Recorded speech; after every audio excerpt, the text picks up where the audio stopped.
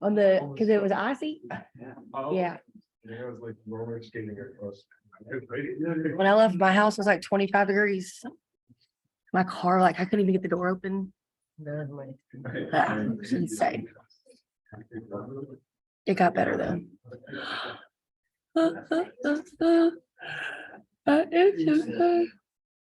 I'm like tired out every day of my life. Oh, let me do this.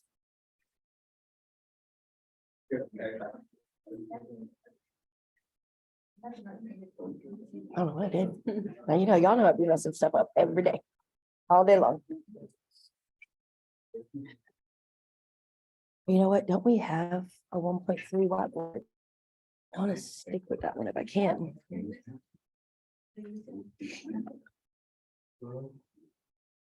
Yes.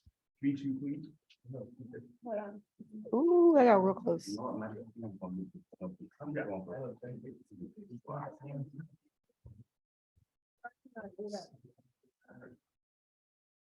Ooh. Yeah, they use paper, but. I have like regular plain like this. Yeah. Here. If y'all need more, just tell me, okay?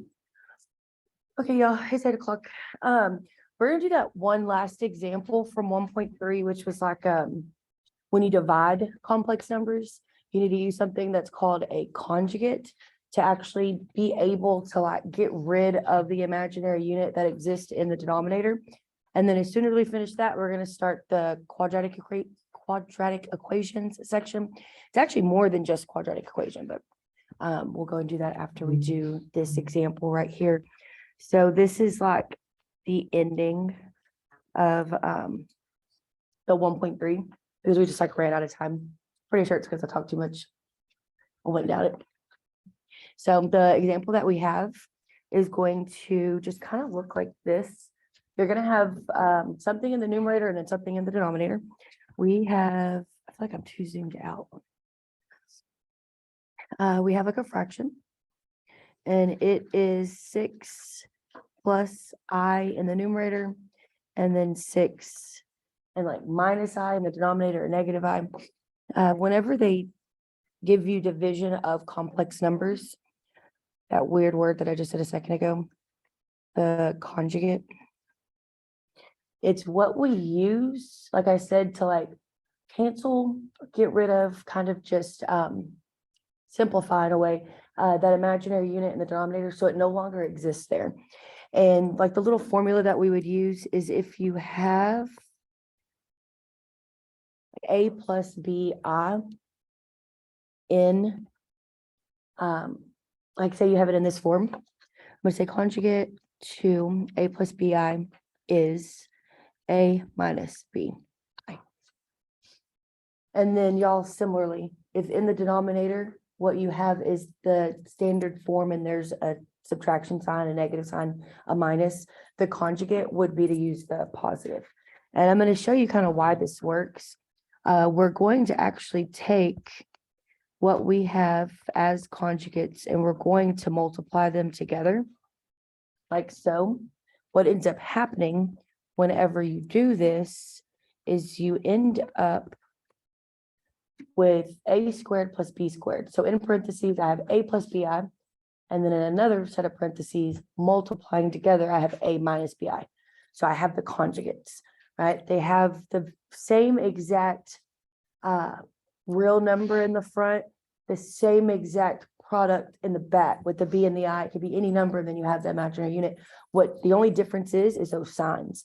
When you actually go through and you like FOIL these out, what ends up happening, because those signs are different, is the middle terms are going to end up canceling. That's where your imaginary unit is. So when doing all of this work, you end up getting the I out of the denominator so that you can actually properly answer it. Okay, so all that's saying is just if I have A plus BI, I use the opposite sign, FOIL it, they'll cancel. If I have A minus BI, I'm going to use the opposite sign. I'm going to FOIL, and then they're going to cancel. But because it's math, obviously, everything has to stay like even. So whenever I try to multiply this bottom by the conjugate, I can't just multiply the bottom. I got to multiply the top and the bottom. Okay, and so this is how it's going to end up looking. I know that we have that. I've got a lot of writing here, so I'm actually just going to kind of like rewrite the problem. Okay. Let me see. No, I'll write it right next to it. So I'm going to take what the conjugate is of the denominator, because that's the one I want to cancel. Okay, and I'm going to multiply it to the top and to the bottom. So in the bottom, I have this A minus BI, right? It's 6 minus I. I'm going to do the conjugate. It would actually be 6 plus I. Then just a second, we're going to kind of smush this together and do that FOIL, and you'll notice things will cancel. But if you multiply something on the bottom, you have to multiply something at the top. So just rewrite it again on that top, where it's 6 plus I. And this is actually me looking at the denominator, figuring out what the conjugate is, multiplying top and bottom by it. And then in this next step, I'm basically just going to kind of put both of those numerators together, but I'm going to like multiply them. So I'm going to put them in parentheses because I want to get rid of like the 2 fraction bars.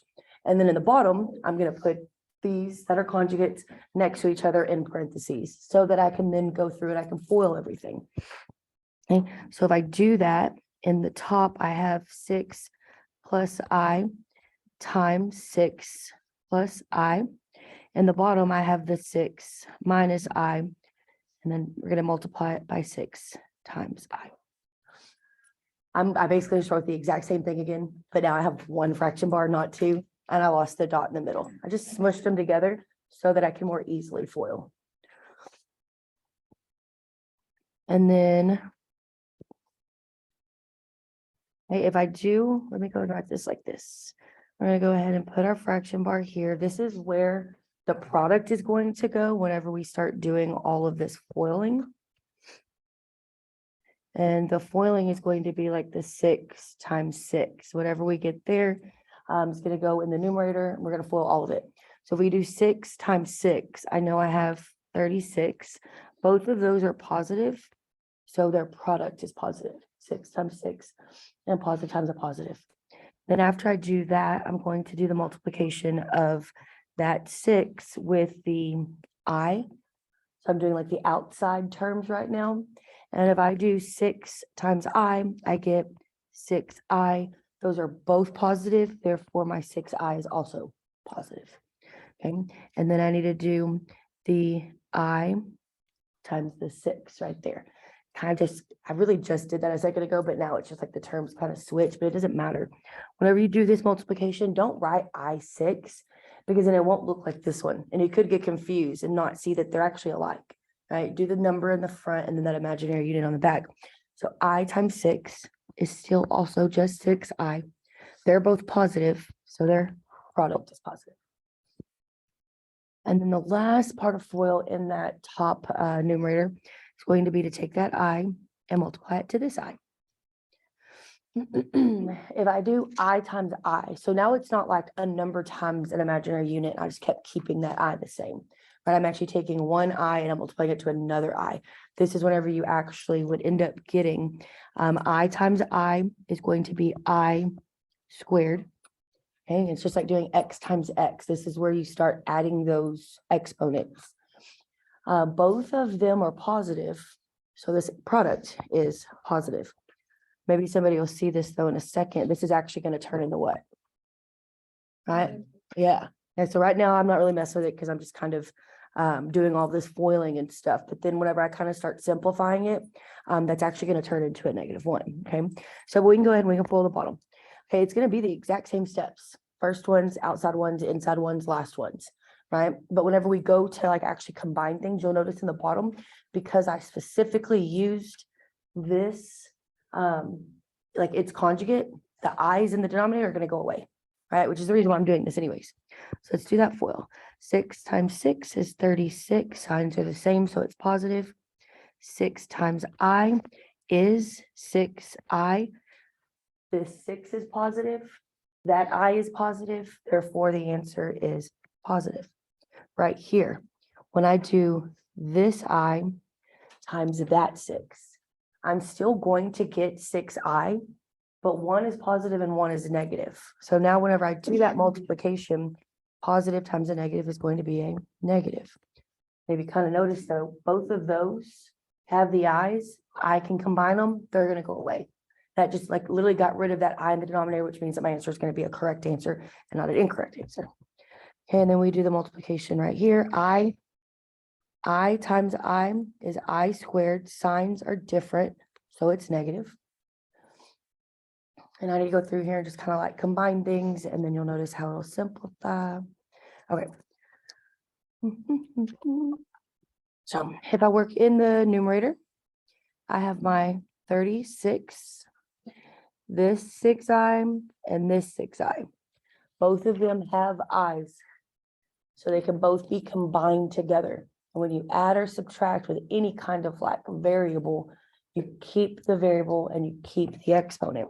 So plus 6i plus 6i is going to be plus 12i. And then you'll honestly, since we do know, I know it's kind of covered up by the markers, we do know that I squared equals -1. Right here would be a good time to go and turn it into a -1, like that. Okay, that's using that fact that I've been told that I squared equals -1. And then for the denominator, we can go ahead and look. 36 has no I. There's nothing else right now that doesn't have an I, so I'm just going to write 36. And then I see the same thing I saw in the numerator. I see that both of these have i's. I don't even want to circle them, to be honest with you, though, because what I notice is that they're both 6's and they both have i's. This is actually like an additive inverse. Exact same number, exact same variable, different sign. So what ends up happening here is those will end up canceling, which is exactly what I wanted. So I'm happy about that, right? And then I noticed that at the very end, I have the negative I squared. Okay, well, I know that this right here turns into a -1. But if you notice that negative in front of it, if I have a negative and a -1, it's actually going to become a +1. Okay, at the bottom, I'm going to add 1. And then now we can kind of go a little bit quicker, I think. I have the 36 right here, and I have that -1, right? Those are both just plain numbers. So if I combine those together, what I would get is 35. I have the plus 12i because it has nothing alike to combine with. Then in the bottom, I have 36 plus 1, which is going to be 37. What I don't know is if it would take this as an answer. Honestly, if you have the ability to know how to like grab that little tool on my math lab, create the fraction and type it all out and it takes it, that's fine. Okay, if it actually wants you to do it in more of like a simplified manner, then it wants us to do what we did the last day we were together. And it was like separate it, simplified if we can. We would actually put it in more of like a real number and a imaginary unit number. So like the A plus BI form. That kind of makes sense. That very, very last part was one of the examples that we did do. I'm going to say yesterday because it's just the easiest thing to say. But I think both are like the same type of answer. So you could get away with either with me. The main reason to use that conjugate is because in this division problem, we saw that imaginary unit in the denominator, and like you would not have a proper, like completed correct answer if you still kept that in the denominator. So by doing that multiplication with the conjugate, it ends up canceling, and then you could actually answer that question. So that right there ends 1.3. Now we can start 1.4. And so if someone did leave that one question like not answered on the homework and y'all need me to like correct it or something because you finish it, but it's going to act like it's late, just tell me. Okay, that way like you can have all of your points because we hadn't gone over it yet. Okay, let's do 1.4, which is quadratic formula. Well, quadratic equations. See how it starts so zoomed in? I am just talking to myself. Oh. Quadratic equations.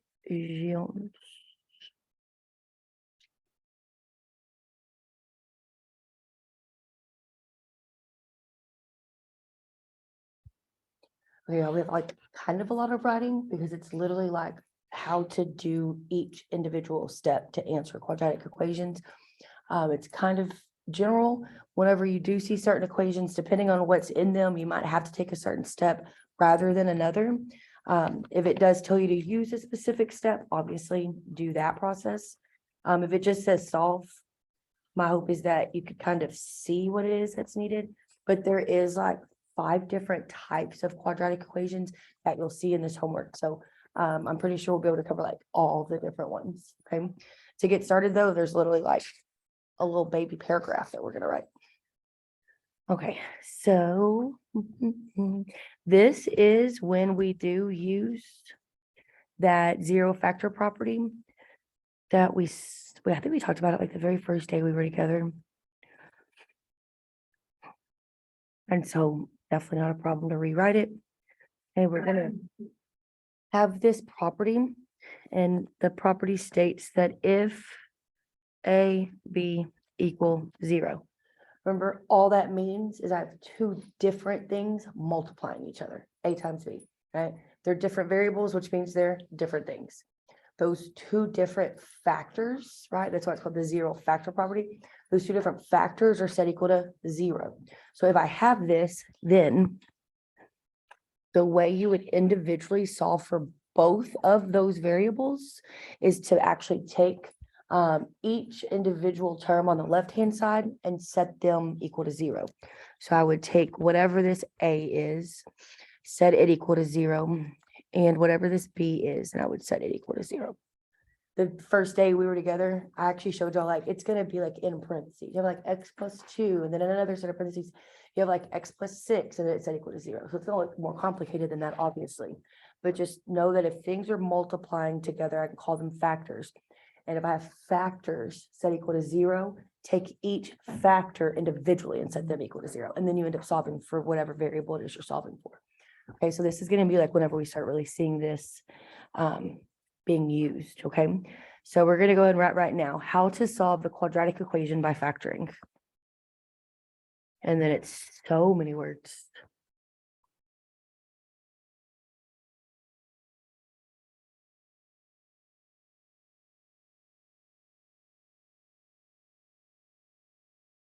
Let's smush that word there.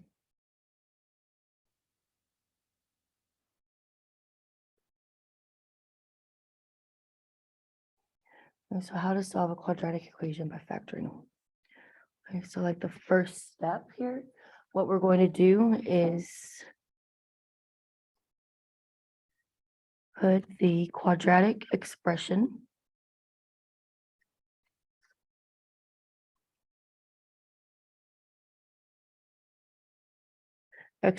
just means that it's a number of different kinds of terms, numbers, variables, all together, factors, whatever it may be. And it like just kind of isn't including the equal sign, right? This is an equation, so there is an equal sign, but we're going to want to take the majority of it and put it all together on one side, and then have it set equal to 0 to solve it.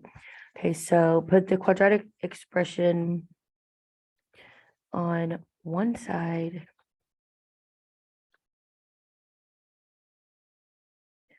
of the equal sign. I go and smush that word there also. With a 0 on the other side.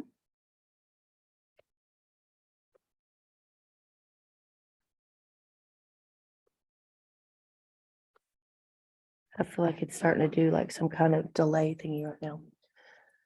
Specifically, a quadratic equation, the highest degree, which is like the exponents that you see on these variables, will be a 2. So you could have a mix of variables that have an exponent of 2 or 1 or just regular numbers. but there won't be a quadratic equation that has a higher degree, or like a 3 or a 4. If it does, then there's like different factoring techniques we have to do to turn it into a certain form to make it a quadratic expression to be able to solve it. There is like one that you'll see very often, and it looks like this. It goes ax squared. That's how it starts. This is just saying some number, we don't know what it is, that's why it's a variable, next to, sorry, that's not a variable, that's why it's being represented by a. And then it's actually going to be with the variable that does have the degree of 2 or the exponent of 2. And we're going to add to it plus bx plus c. So it goes in like a descending order. The first term has the exponent that's squared. The second term has an exponent, but it's not squared. And then the third term does not have an exponent. That is a quadratic expression. And we would make sure that it is in this form and that it is set equal to 0. If you see problems where I have a y and it's squared, and then I have just a y and it's not squared, oh, hey, and then there's just a number, right? But they're all kind of jumbled up and there's an equal sign in between them that's not in like the proper form. You have to move things around to get it into this form to be able to actually solve it. If you leave it in that like jumbled form and you try to solve it, everything's just wrong from the very first step that you take, because like the signs wouldn't be correct. Okay, so then for step 2, we're going to factor the quadratic expression into its 2 linear variables, 2 linear equations. I'm going to say a lot and I'll write it and then I'll explain it. Factor, I'm lazy, I'm done writing quadratic. Factor the expression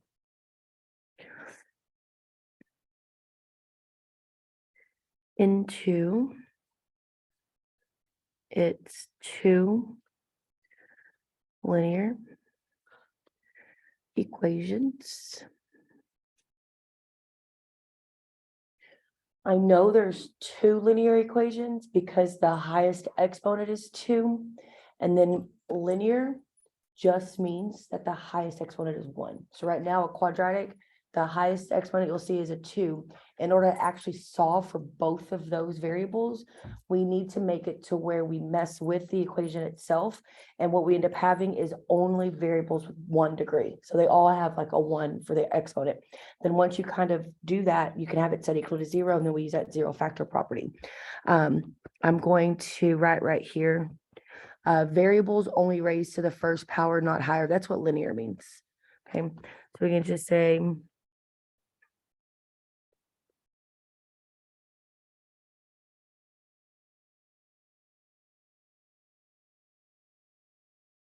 variables only raised to first power is linear.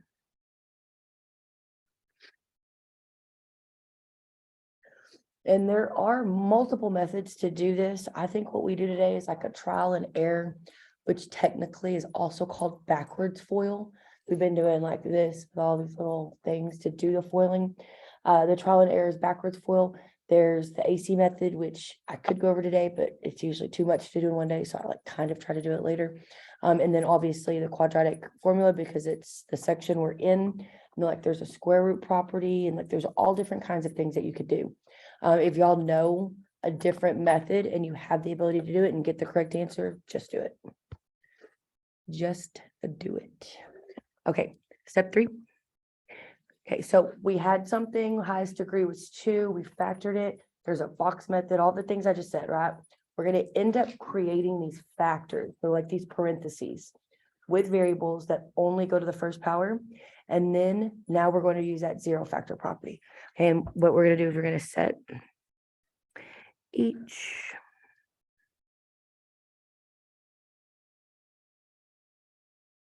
linear factors equal to 0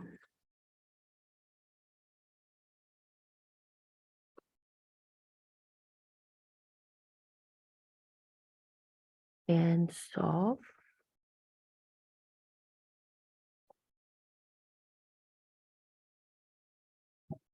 Okay.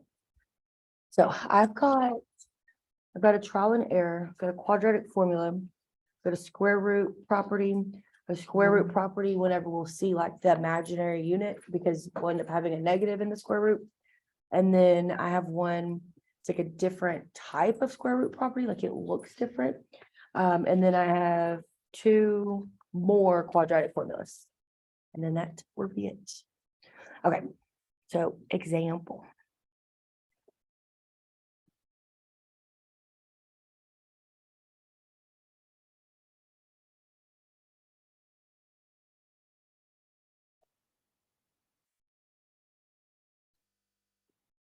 All the examples on the homework will either say solve the following, factor the following.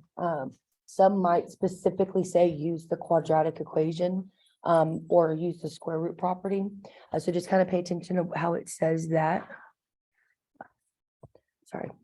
Apparently they're gonna do early release on the kids because of the weather. Okay.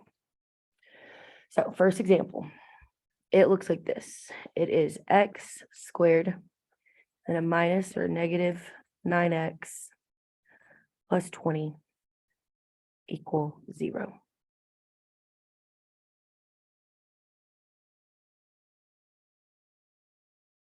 Whenever I first look at any of these problems, I need to make sure it's in that form that we wrote, like that proper form where everything is like on one side and the zeros on the other. And right now it does look like it's in that form. And I also noticed that it goes in a descending order.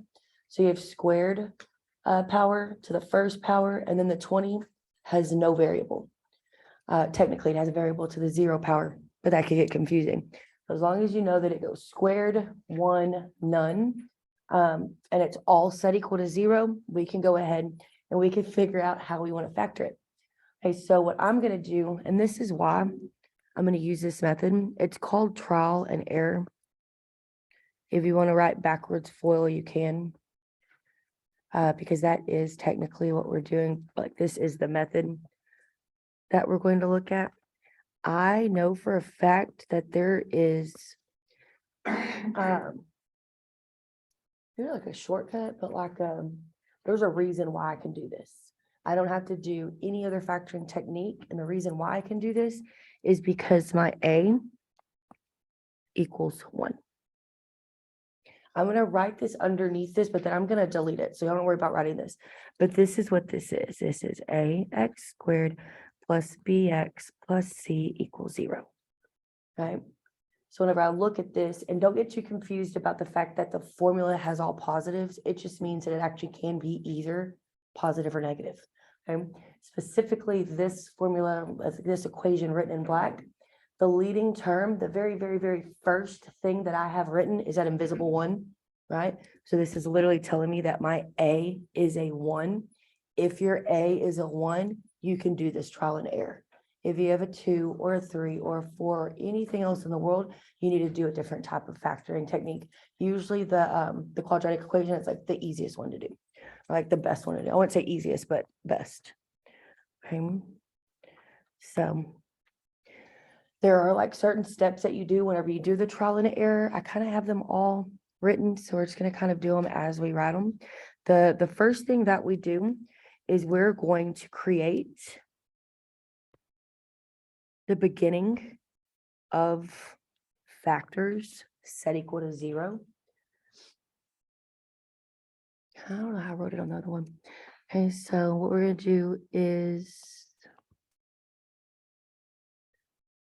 we're going to create this right here. Every single one, no matter what, open, close, leave space in between. So I'm actually going to break apart all these different things in a specific way to where if I did go back and FOIL, I'll get back to this original. Okay, so what we're going to do is we're going to put variable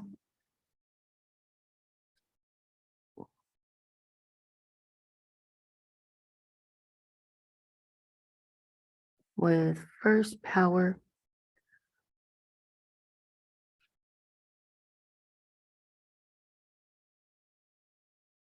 in front of each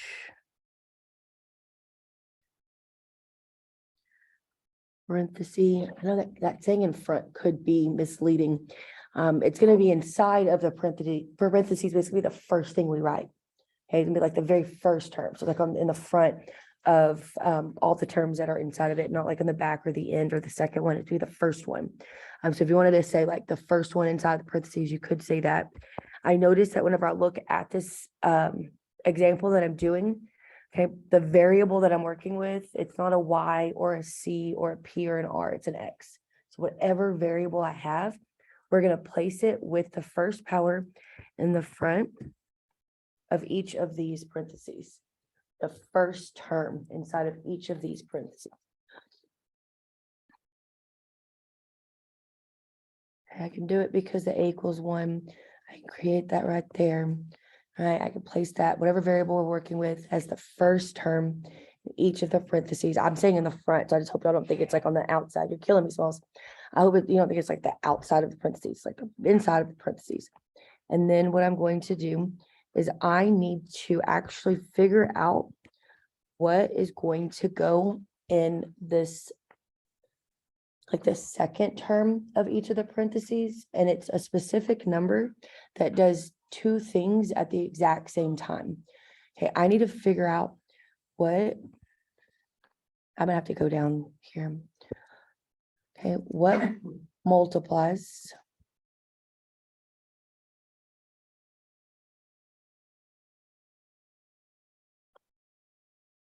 to equal C, and that's the first thing it has to do, right? Whatever number it is that I'm fixing to figure out, I know that when I multiply these, whatever these two numbers are, they're going to equal to that last term, that C term, right before the equal sign. And at the exact same time, it's going to have the ability to combine, right? That's the add or subtract to our B term. So those are the two things that I need these numbers that I'm about to figure out. What's it called? I lost my train of thought. Whale hail. Okay, those are gonna be the numbers that are gonna go here. So this is what we're gonna do. We're gonna look at the numbers that we have with our A and our C. Okay, if I look at A and C, I have a 1 and a 20. Okay, if I look at my B, I have a -9. So it says what multiplies to equal C? Here's my C. Okay, what two numbers could I multiply together and they're going to equal 20? I know 1 and 20, 4 and 5, 2 and 10, right? Like I've got those numbers, those groups of numbers, those pairs of numbers. But out of those pairs of numbers, I also need those numbers to combine, right? To add or subtract to actually equal my B. And what is my B? My B is a -9. I'm trying to click the other color. My B is this -9. Okay. So if I think about, I can't math or English at all today. If I think about those numbers, 1 and 20, if I subtract them or add them, I'm never going to equal 9, right? If I did this right there, if I multiplied those two numbers together, they equal 20, but never will they ever combine to be a -9, right? So I'm like, okay, that's why it's called trial and error. So it's like, okay, well, that's not going to work. What was the other number, Isaac? 2 and 10, right? I know that 2 and 10 will multiply together to give me that C, whatever that C is. It's going to change for every single one. So 2 times 10 equals the 20. But if I subtract those numbers, right, or if I add them together, they will never equal that -9 in any way, shape, or form. Both being negative, both being positive, it's not going to work. So I'm like, okay, so that's not going to actually end up being something that helps me. Okay, numbers that multiply to give me my 20, I also have 4 and 5.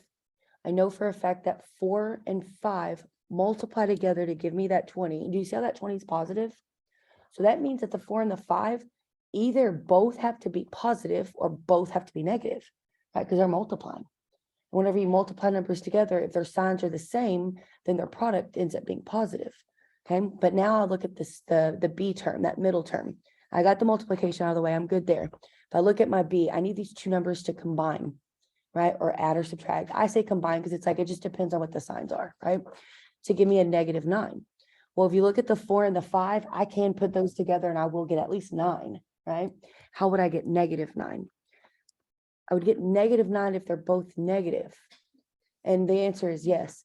If I multiply a -4 and a -5 together, don't they equal a +20? Do you see what I'm saying? So like those were the two specific numbers that multiply together to equal that C, or that third number that I see written up there, the third term. And then at the exact same time, they combine together to give me that middle term, which was that -9. So that right there ends up being what we call their linear factors.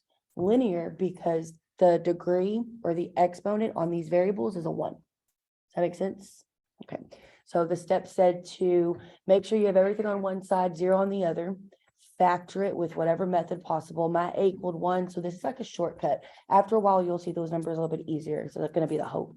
Okay, then after you actually have it factored into its linear factors, it says to take both of those factors, set them equal to 0, and then solve them.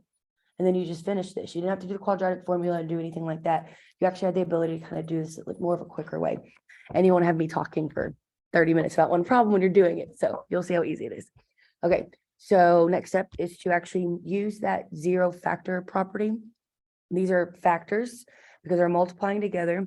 They're set equal to 0. What I do is do not start doing that. I take each individual factor and I set them equal to 0. It's okay if you were to have these parentheses right here, but they're not necessary because now it's alone. It's just those two things being set equal to that 0. Okay, it just is neither here nor there if you were to keep them.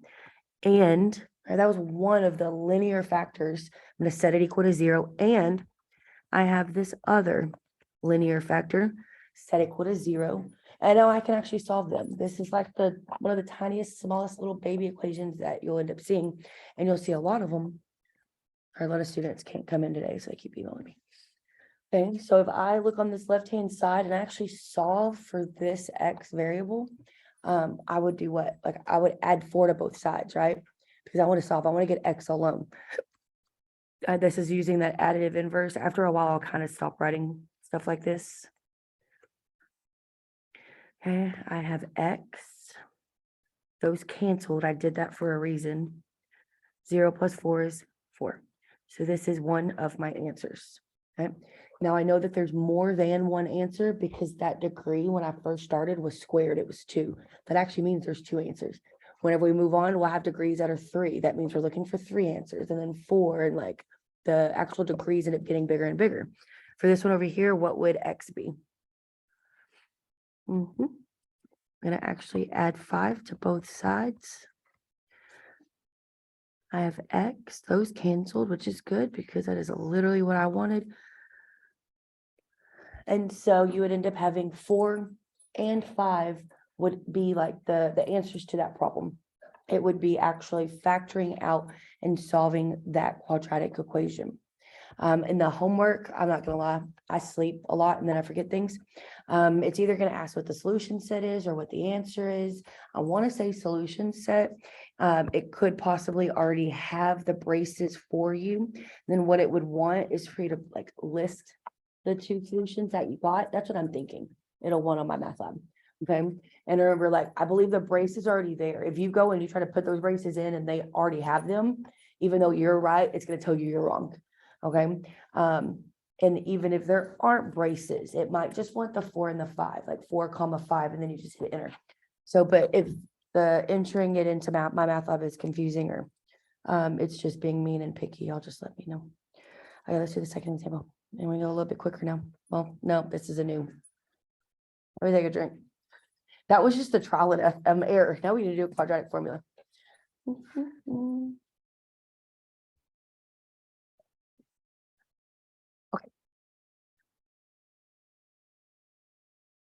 Let me tell you what the quadratic formula is. I've always been used to people thinking I'm strange.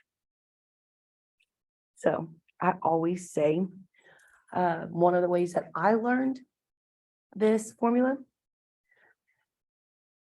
I wrote equation for some reason. It's a formula. I think it's really funny. I've never heard of any other way. I know that a lot of people have like a sing-songy way. This is something that I usually try to already have on the test for you. But if you wrote it on your note card, that's fine, because it is a formula. So if I was to tell you a story about a boy who was negative and couldn't decide whether or not he wanted to go to a radical party. Another problem was that the boy was a square, so he missed out on 4 awesome chicks, and the whole entire party was over at 2 a.m. I always just thought that was the funniest thing in the whole entire world. How don't think I'll ever forget that. Do not expect you to remember it. Tell it to me, like recite it, nothing. Put it on that note card. Okay, I do sometimes try my best to be like, hey, solve this using the quadratic formula. And I'll have the quadratic formula right there. A lot of times with the formulas, they get so tiny that it might be better if it is on your note card. But my goal is usually to like put things that I know I can easily. Okay, this right here uses that same form that we just did, the a squared plus b squared plus c equals 0. It's got to be in that specific form, because if things are going to be broken up, thank you, some on this side of the equal sign, some on this side, it's not in that proper form. Your signs are wrong. You plug it into this formula, your answer is wrong, even though like it, looked as if you went through all the steps properly. Like one little error can just throw off a whole entire problem. So if I know I'm dealing with A's and B's and C's, right, and I'm being told to use a quadratic formula, make sure it's in that proper form. Identify what is A, what is B, what is C. They didn't ask for your X's or your Y's or your P's or your R's or the variables in that equation, right? All they want is the numbers, just those numerical values. You plug those into this formula. You do all the steps that are necessary, and then you're going to end up getting like a couple of different types of answers. You can have an answer that's just a number. You have multiple just real numbers. You can have some that end up creating imaginary units, because you'll have negatives underneath the square root. Like the answers could look all different, but just make sure that you don't accidentally pull that variable into your formula. Okay, so let's do this example. What am I doing with my life? Right here. Okay. I guess I don't have to keep writing example. I wrote example earlier. They're all quadratic equations. Okay. This is the first one of its kind. So I'm going to call it 1. And it is actually going to be 3x squared positive 16x and a positive 20 equals 0. I know I cannot do, I don't want to say cannot do. There are ways. It just gets even more and more complicated to do that trial and error. If your first leading coefficient, right? Because this is going to be what they'll call that. It's going to be the number attached to a variable is a coefficient. It's leading because it's out in the front, right? If it's a 1, you could do that shortcut. You don't even have to do this formula. That's not a 1, that's a 3, okay? And so you'd end up going down a rabbit hole trying to use anything other than the quadratic equation. This is like a surefire. You'll get the correct answer every single time if you do it properly. Okay, so the first thing I'm going to do, y'all should have the the formula written down. I'm going to cover it up because I can't keep it up there all the time. The first thing I'm going to do is quite literally make sure that it's in the correct form and that has all of my terms, all 3 terms on the left-hand side and then a 0 on the right, or at least just they're on separate sides, right? Once I know it's like that and I don't have to move anything around, I want to go ahead and I want to write what is my A, what is my B, what is my C. Once I know those numerical values, I can just start plugging it into the formula and then I'm done. Okay. So here my A is not 3x squared. Okay. Because whenever you look at the formula that it has to be in, it's A x squared plus bx plus c, right? So my A is only going to be the number that's right here. It's not going to be the x squared. My B is not going to have that x. Then my C, y'all, not y'all. I say y'all, just meaning students. Y'all have never messed up and given me a variable with the C. But a lot of people right here want to tell me that my A is 3x squared, and that's not true. That'll mess up a problem so quick. It's just the number. Okay. So the only thing that my A is 3 for this problem. My B is, and whatever sign you see, like if that was a negative 16, Your B is a negative 16. Okay, those negatives always stay with those numbers anytime we start working with them and messing with them. Sorry, there will be a 3-hour early release today due to weather conditions. And I'm like, well, then feed all 6 of my kids that are home because that's not nice. Like, okay. I don't want to go home and they're there. I wanted a break. Sorry, I love my kids, but I'm tired. Okay, what's my C, y'all? All right, and you see here that it's a positive 20. Don't write the positive 20. I know I'll stress all the time, like, hey, keep that negative with it, but don't confuse yourself and like throw a positive. Like, if you don't see a sign in front of a number, it's just implied or understood that it's positive. You know what I mean? Oh, my feet hurt. Okay, so I've identified my terms. Now I can actually just plug them into the formula. So we're just going to kind of keep rolling with the black. I have a large fraction bar. Every single thing in the numerator goes on top of this fraction bar. Don't only put some things because then it messes up your answer. Okay, negative B. Negative B is going to be a negative 16. Be very careful. If your B is negative, it's a negative B or negative, whatever number. Okay, watch your signs. Then we have a plus or minus the square root of B squared. I have 16 squared. And then what I have is in the formula, y'all should have it, right? There's a negative sign. So I need to write the negative sign. And then in the formula, there's a 4. Those are fixed. Negatives and numbers are fixed in formulas. They do not change. They never will. Okay, so I write my 4.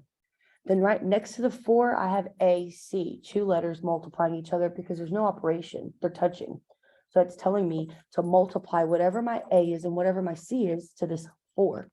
So what you could do is parentheses, because that's what I do.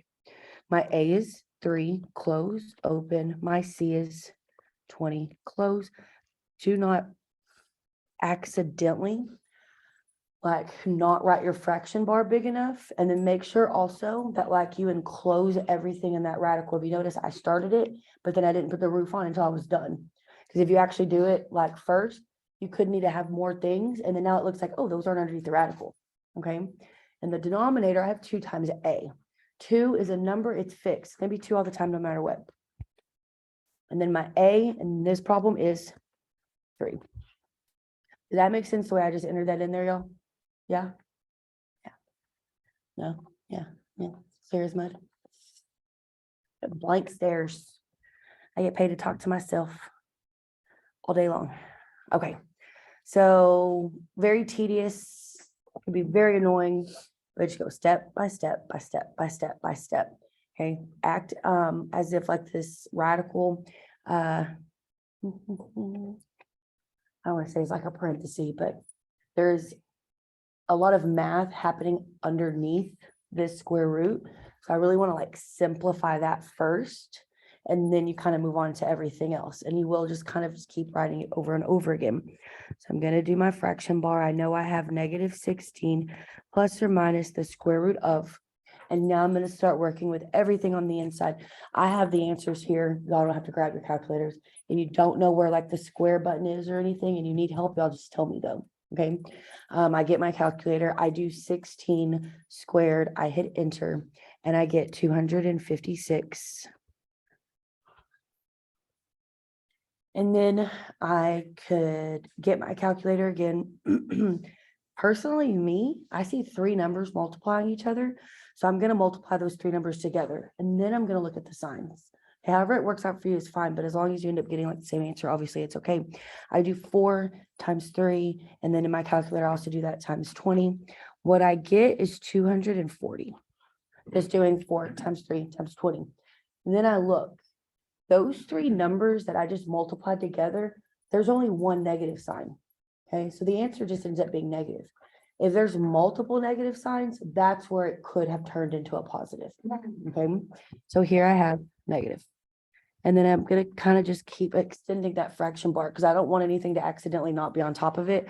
And then you just did all kinds of work for no reason because it was wrong. 2 times 3, 6. I'm just going to kind of move up because I just assume everybody's at least to there. Fraction bar, negative 16 plus or minus the square root of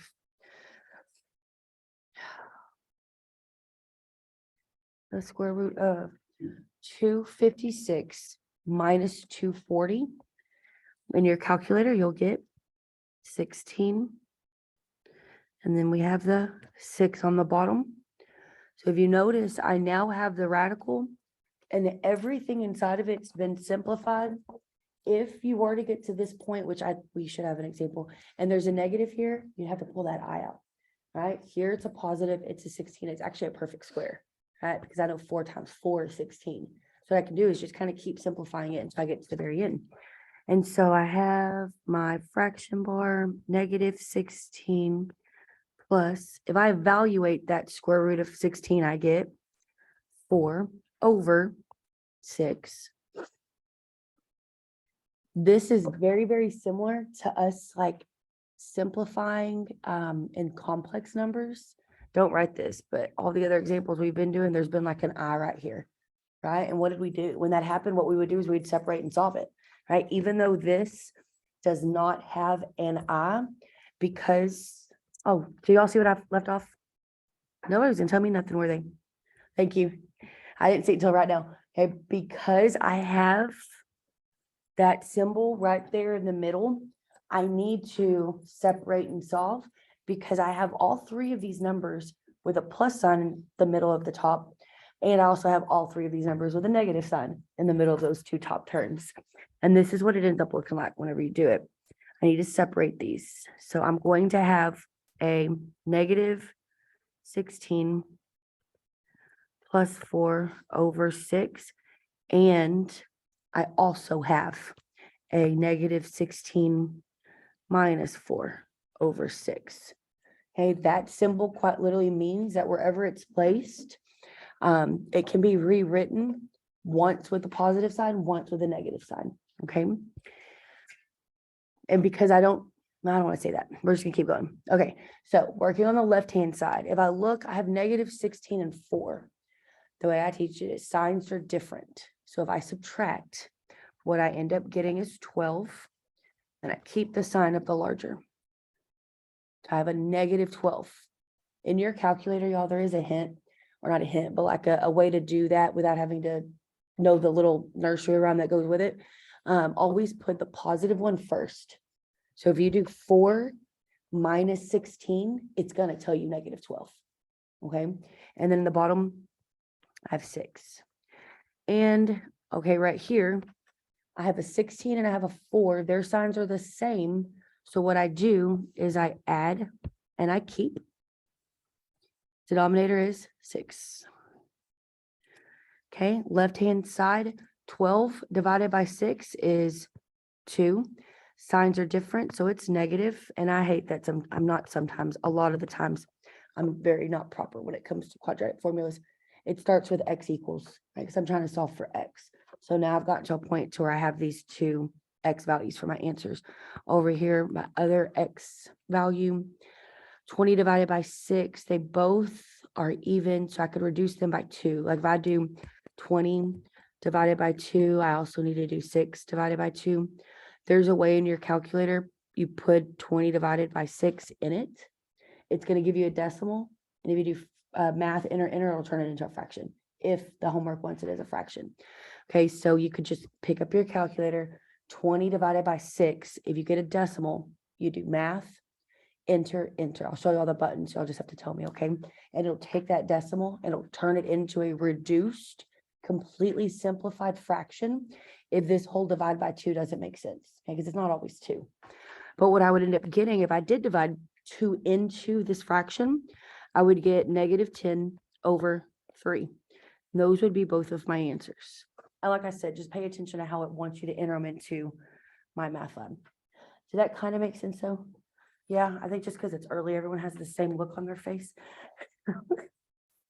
Jackie even went and got coffee, didn't you? Did you? No? I'm gonna be like, I want her to get me some coffee. Just give me black coffee. Extra caffeine. Okay. I mean, I'm not lying. Venti, Americano, Starbucks. I'm just kidding. Okay. So that was like doing one where our leading coefficient, right? The number in the very front was a 1. Do that little trial and error shortcut. it is trial and error, so pay attention to the numbers and make sure it works. That right there was, or this one right here was just one using the quadratic formula. And then we need to talk about these other types, because there are so many types of equations. We have a type of equation where, let me write it. Hold on. Which one do I want to do?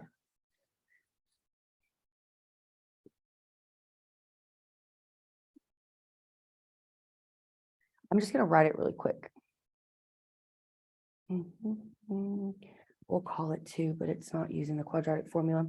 It looks like this. It's x squared and negative 64 equal 0. So I noticed that I don't have 3 terms. I only have 2 terms, right? I noticed that they're both on the same side of the equation, so that's good. If you wanted to do the quadratic formula, you can, because here my a is 1, my b is 0, and then my c is negative 64. You literally can do that. You could throw it into the quadratic formula. It's not a problem, but that can be like a tedious process. And so instead, there is something that is called the square root property. And I want to kind of just talk about it, and then we're going to solve it. It's using inverses to be able to cancel this square right here that you see on this leading term. Let me write it real quick. So it is a square root property.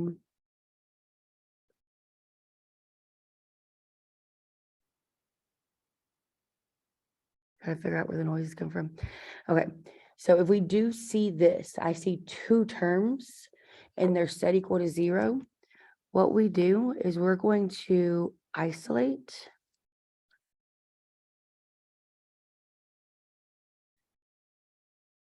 I'm going to write all the things and then I'm just going to solve it instead of let me see. Yeah, if someone wants to help me figure out where that's coming from to stop it, that'd be great. Is it Krish?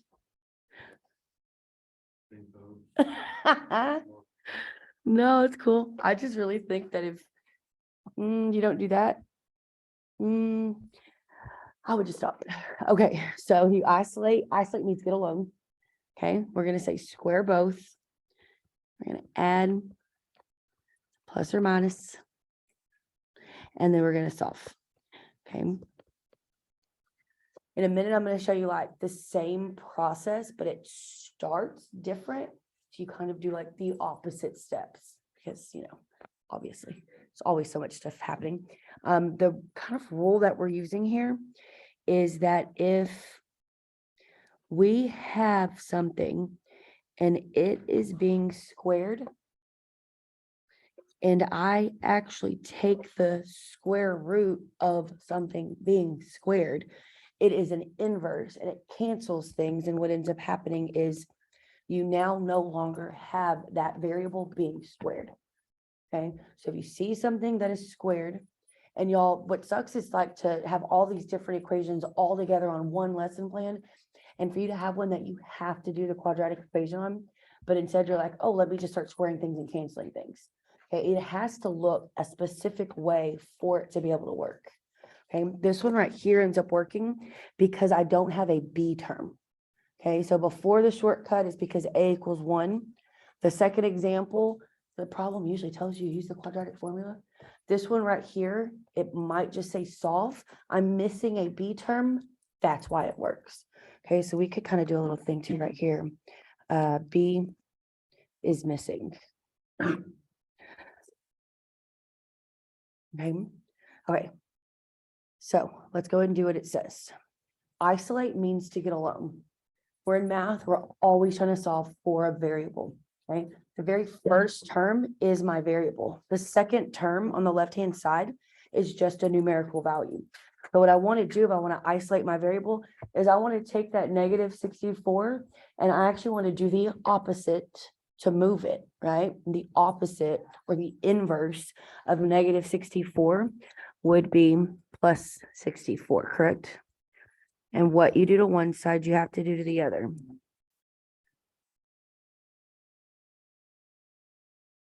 Okay, so what I have is x squared. I did that for a reason. Those canceled, equals 64. That's what isolation means. Get it alone. Okay.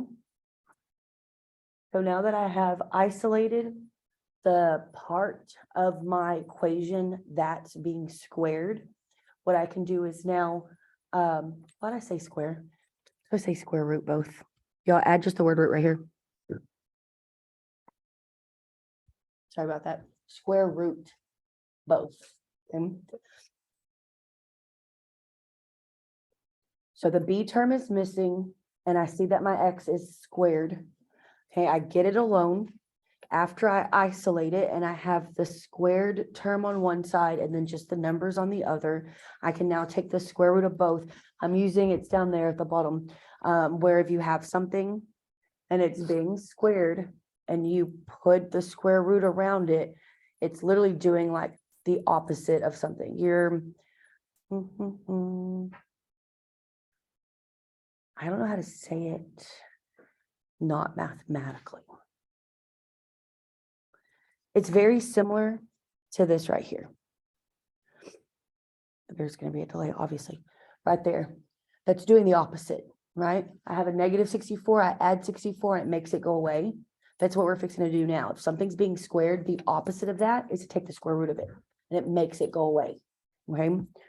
So that's what we're going to do. We're going to square root both sides. Oh no, I'm lazy. I left out certain words.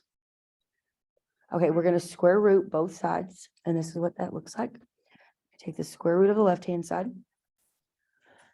and we take the square root of the right-hand side. If you look at the next step, it says to add the plus or minus, and that looks just like that. I know, y'all, the answer is 8, okay?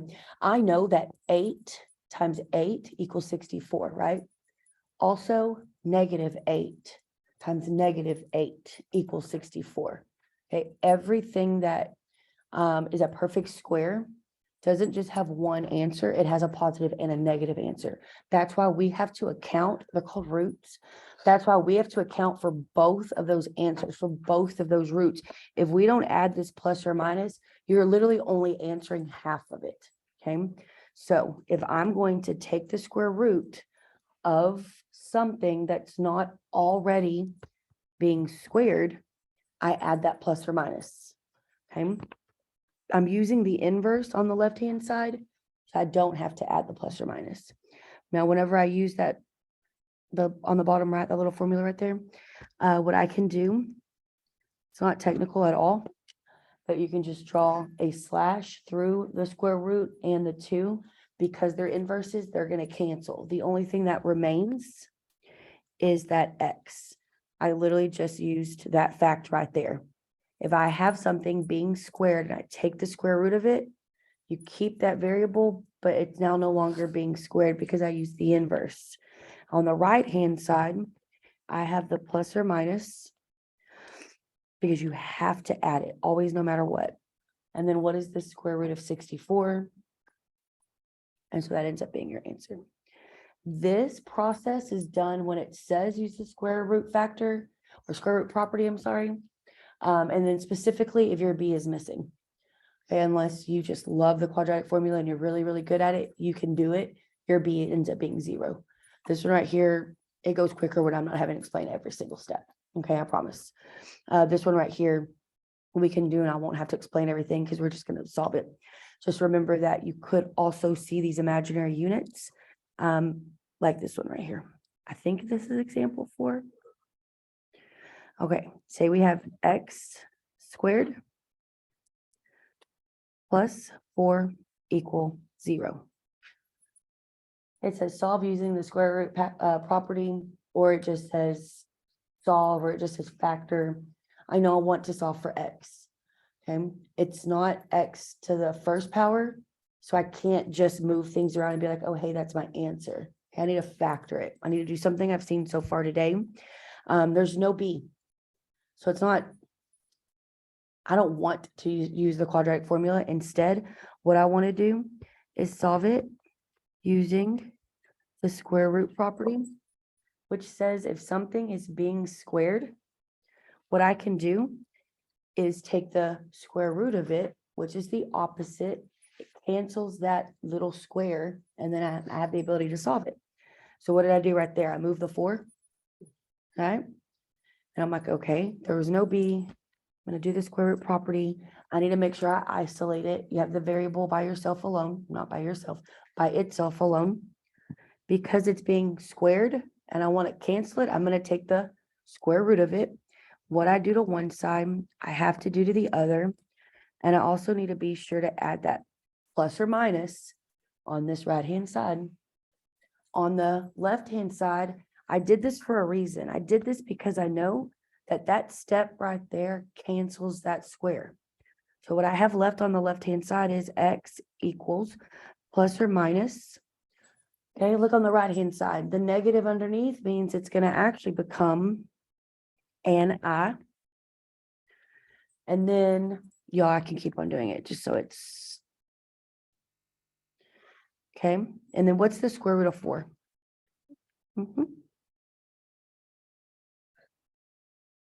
So use the exact same process, but I actually ended up having the negative underneath the square root. Thank you so much.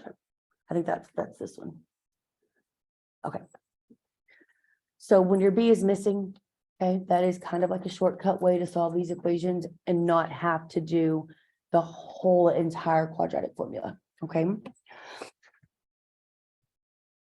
Oh, I don't think the homework cares. To my knowledge, this button exists, like 99% positive that button exists. So personally, I would just do that.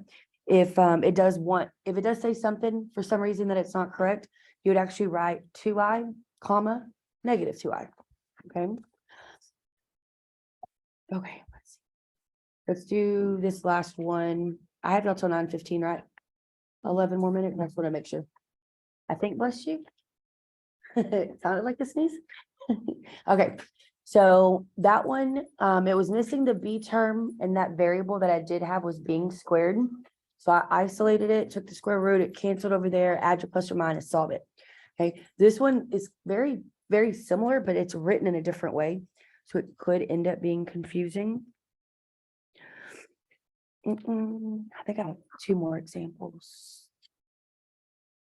I do have 2 more examples. I'm going to go as long as I can, just because I know you're going to see so many different types of stuff on the homework. Say you had a problem on the homework and it looked like this. So it's open. 3x minus 2 close square equal 26. And it said to use the square root property. The square root property was saying if you have something squared, take the square root. It cancels it, right? Take the square root of both sides, add your plus or minus to the right-hand side. Okay, this all right here is now your something squared. Even though it looks completely different than what we just did, the fact that all of that is inside of a parenthesis means that it's all one thing, and that thing is being squared. So I'm gonna do the exact same stuff. I would look and I would isolate it. Nothing is over there on that side with the parentheses. So now all I have to do is just take the square root of both sides, being sure to add the plus or minus to the side that wasn't being squared. Left-hand side, what happens? Why do I keep doing that? What happens? Hey, I had something. The fact that it's all in parentheses is why this works. Okay. All of this is acting as one thing, and all of this is being squared. So if I do this, it goes away. Quite literally, used in inverse just makes it disappear. I have 3x minus 2. That's all that remains. Equals plus or minus the square root of 26. Y'all, if you did go to the side, because you're like, oh, the square root of 26, like what ends up happening there? 26 can be divided by 2 and 13, and then that's it. 2's prime, 13's prime. Neither of those have a friend, right? There's not a pair of them. So they would both end up staying under. So that negative, I'm sorry, that square root of 26 is just gonna remain the square root of 26. It can't actually be broken down anyway, okay? But what I can do is start moving things around, because what am I solving for is my x. You do what is actually the easiest. The fact that that is like a -2, that's gonna be easier to do the opposite of first, to move it and get rid of it, to solve for your x, than that 3. Okay, and if you do the opposite of -2, that's gonna be +2. So if I add 2 to both sides, I have 3x equals 2 plus or minus the square root of 26. Put it in front of that plus or minus sign. Those actually can't be combined together because one's just a numerical value and the other one's a square root. Okay. Now, what I would do, because I'm solving for my x, oh man, I just missed my B-roll, is to divide both sides by 3. Okay. So I have x equals 2 plus or minus the square root of 26 divided by 3. Here you could look, hey, is there anything that can cancel? Just please do not think, oh, 26 and 3 can cancel in any kind of way and try to reduce it, because that's not true. One is a regular numerical value. One's actually underneath the square root. So just to be completely honest with you, that's actually not the number 26, right? It's the square root of 26. So that's why things can't cancel like that, because it's not actually the way it appears. That's your final answer. Are you good, babe? Yeah, that makes sense how I divided? Okay. I'm just kind of skipping some steps because I've got 6 minutes left and I really wanted to do this other example. Okay, so what I did was I had to just kind of visualize it and see that all of this right here that I'm highlighting in yellow, that's technically acting as my x, right? It's something, it's one thing together in the parentheses being squared. If you want me to solve for my x, let me take the square root of both sides. Okay, but that one just could look different. Okay, I'm trying to figure out which one I want to do. It really doesn't matter. What's the difference between the two? This one, things need to be moved. I can do that one and move it myself. That one ends up having an I. We'll do that one. Okay, so let's do this last example. 5 minutes. I don't even know what this is called anymore. 6? I really don't know. I lost track. We're actually going to use the quadratic formula for this example. If y'all want me to just talk through it, I can. It's just an extra one. And it's very, very similar to what y'all have on the homework. So that's why I wanted to do it. Okay, if we use the quadratic formula here, we have x squared equals 12x and a negative 72. I cannot just say what's A, what's B, what's C, and plug it into it, because I'm not in the correct form yet, right? I need all the terms on one side, then I need it set equal to 0 on the other side. It doesn't really matter which side, but they all have to be on one side, and the 0 needs to be by itself. Okay, so what I would do is I'd actually move things, right? I'm gonna move that 12x, and what I mean by move is I'm gonna do the inverse or the opposite. That's a positive 12x over here. What I would do is subtract, right, from both sides. And then that negative 72, right, that's a minus 72. I'm gonna actually add it to both sides. Okay, so I'm just, because of time, y'all, I would end up getting x squared negative 12x plus 72 equal 0. There's starting to be like a really bad delay. So what I did was I moved everything and I have it in descending order. Squared, not squared, I'm sorry. Squared, first power, and then none. So squared, 1, none. Now I can identify what's A, what's B, what's C. A equals 1, B equals negative 12, C equals 72. And even though my A is 1, if it says use the quadratic formula, don't try to do that shortcut, because sometimes that doesn't work out. Quadratic formula always works out. Okay, and then I have my fraction bar. I have negative B. The formula has a fixed negative that'll never go anywhere. After you do the negative, then plug in your B. My B also happens to be a negative, so I'm going to use parentheses. Plus or minus the square root of b squared. Okay, be very careful because my b is negative. You need to use parentheses if you square negative, blah, blah, negative numbers. Sorry, my whole leg's going to sleep.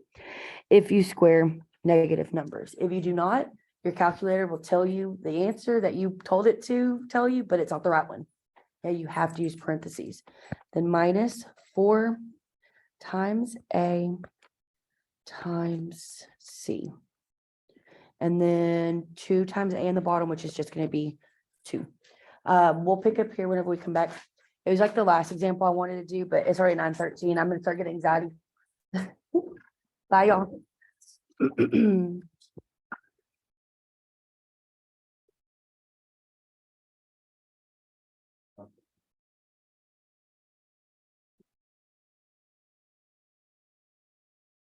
Oops.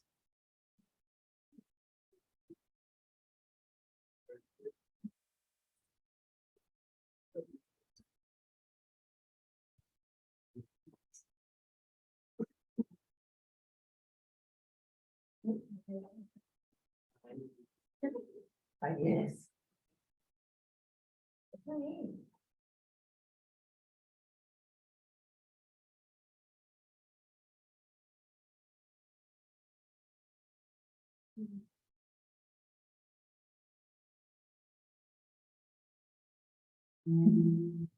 Bye, y'all.